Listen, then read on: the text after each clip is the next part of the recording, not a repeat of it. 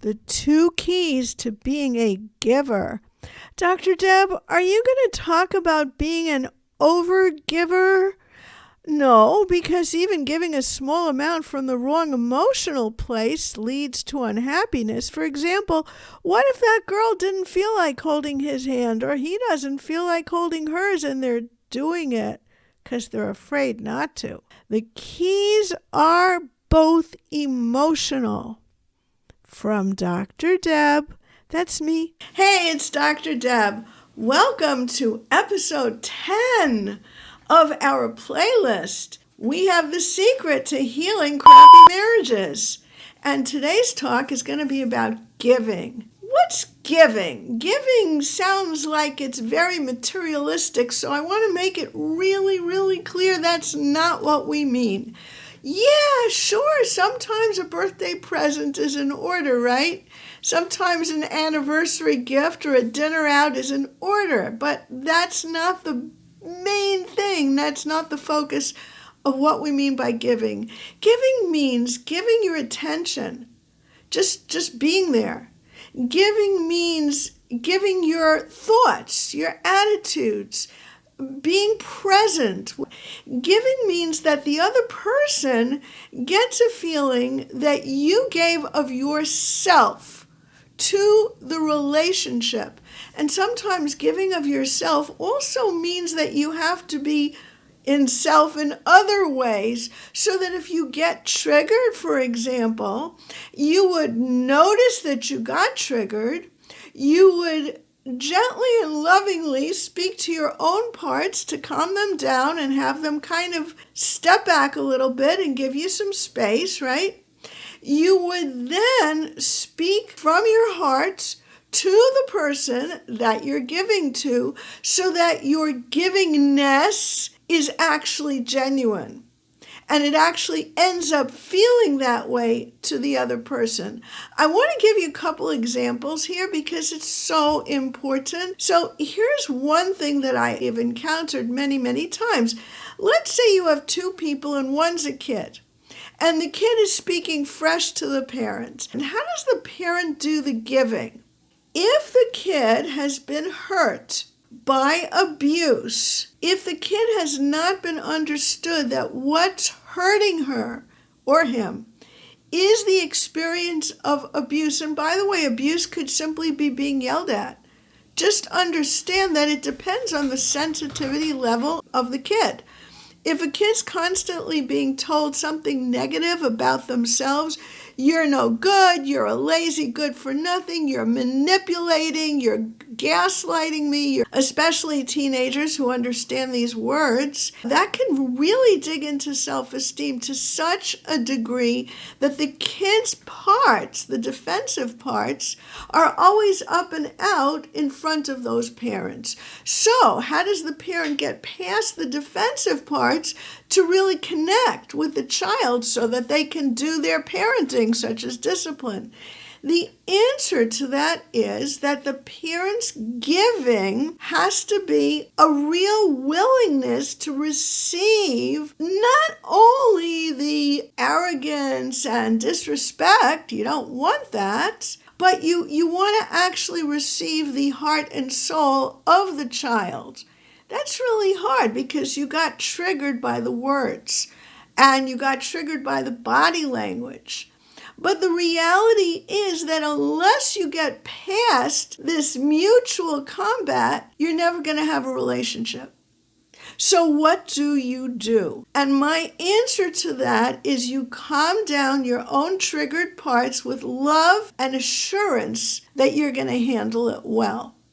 And then at that part, you have two choices.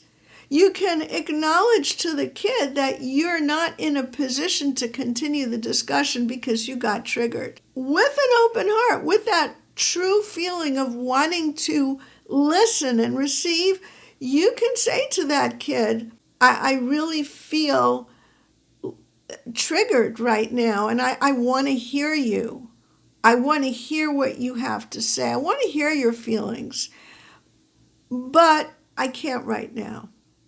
That's way number one.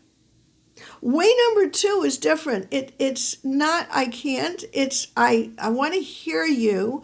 Can you say the whole thing that you want to tell me from a place where you put your angry part aside?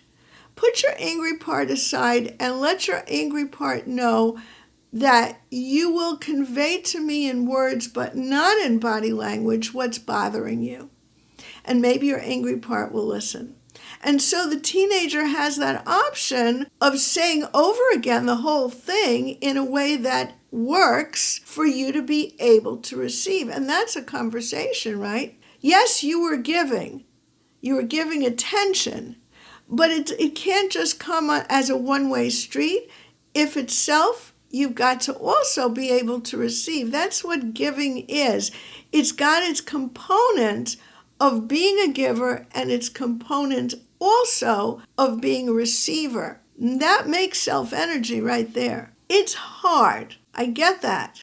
Let me go on to another example, a marriage example.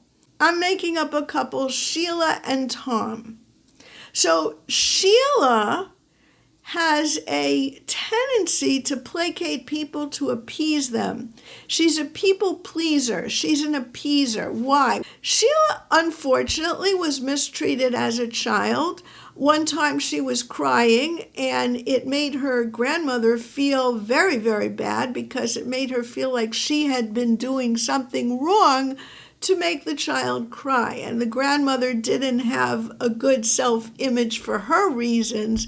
And she came in very angry at Sheila. And she said to Sheila, "You are crying after everything I've done for you?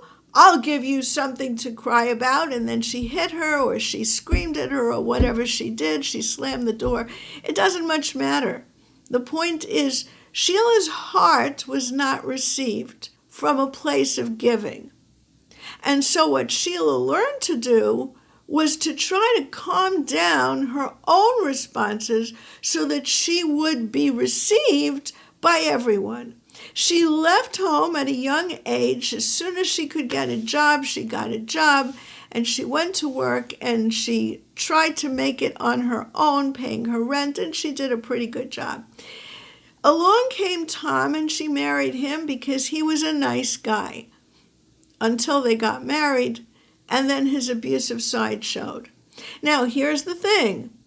That's where Sheila's people-pleasing came in. She decided, incorrectly, that Tom was above her in the same way that her parents and grandparents and other members of her family who were not nice to her were authorities in her life. So she had to treat Tom the same way, but she didn't and shouldn't have, because he's really her equal. And she just didn't feel that in her. She was afraid of him. So is Sheila being a giver? Well, she's doing this out of fear. She's people-pleasing out of fear. That's not being a true giver, because being a true giver is doing it from your heart.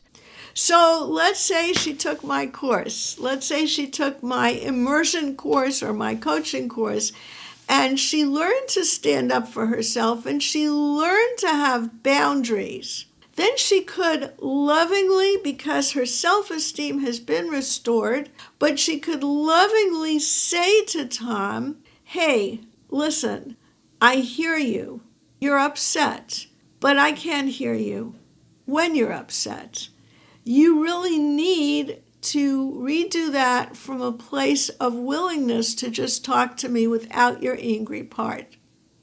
And if Tom has a whole bunch of trouble with that, he can take my course too, or he can just try to get it from watching all these videos, because they certainly should help him.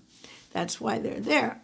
So let's say that Tom then becomes the person that she would like him to be, that he becomes the person that has all of that willingness and ability to put his parts aside so that he can express himself. Now, she can then, Sheila, be a giver of her attention and a receiver of his words, and he can do the same thing for her. That's what a real marriage looks like. That's what a healthy, happy marriage looks like. When your parts are willing to listen to yourself and you can just give and receive. Hey guys, like, comment, subscribe, get notifications, but please do something for yourself. Watch my webinar where I take a deep dive into what I consider to be the only and best method of healing old trauma and new trauma that's going on in your life today. Find out why it works and how it can help you. And maybe you'll even get a chance to speak to me one-on-one. Now, what about giving praise? This is a super important topic. Praise has to be titrated. If somebody is, God forbid, in the hospital, they measure carefully how much medicine the person should get. Praise has to be done the same way. If you are in self-energy and you listen to your heart, then you can give the praise exactly as is needed and not overdo it. When you start to try to figure out how much praise should I give and when should I give it, it gets really complicated. But the basic idea is, let's say Sheila and Tom, let's take that marriage situation. Should Sheila be Tom's therapist and tell him how good he's doing? No, I don't care for that. I don't think Sheila needs to or should, because it's making her no longer his equal. It's making her no longer taking care of herself. Remember, everything she's done to set boundaries with him and tell him, if you're going to be angry, I get it, but I can't receive it. So please take some time with your angry parts, and then I will listen when you say it to me in a better way. Okay, so she's done all that. He's worked on himself. Is he going to slip? Sure. Will he get triggered by something and unknowingly and unexpectedly react in a bad way? Probably. Will she? Probably. That's normal. That's why the process of therapy can take longer than it really needs to in order to get the idea cognitively. Because the reality is that it's not just getting the idea, but the actions that go with it that have to be kind of consistent with the idea that you have of how to give praise and how to react. So anyway, what should she do? I can tell you that the best kind of praise would be for her to say, you know, when you said that so softly, Tom, it really made me feel good. Now, that doesn't even sound like praise. It doesn't sound like, oh, you did a good job, because that's not the idea. She doesn't want to be his therapist. She just wants him to have some feedback on what it does for her. And she can even say, if the two of them are now understanding parts language, she can even say, you know, when you took your time figuring out how to put it so that it wouldn't feel to me like an attack, my parts relaxed and I was much better able to hear you. Well, that's also praise. It's called feedback. So that's really what you need to sort of get in the swing of, to feel inside, like, you know, like when you're riding on a bike and you kind of just feel that balance. You know how to do it once you're on the bike a while. So we've come to almost the end of our entire playlist, because the very next one is the last one, and it combines everything. It's called open-heartedness.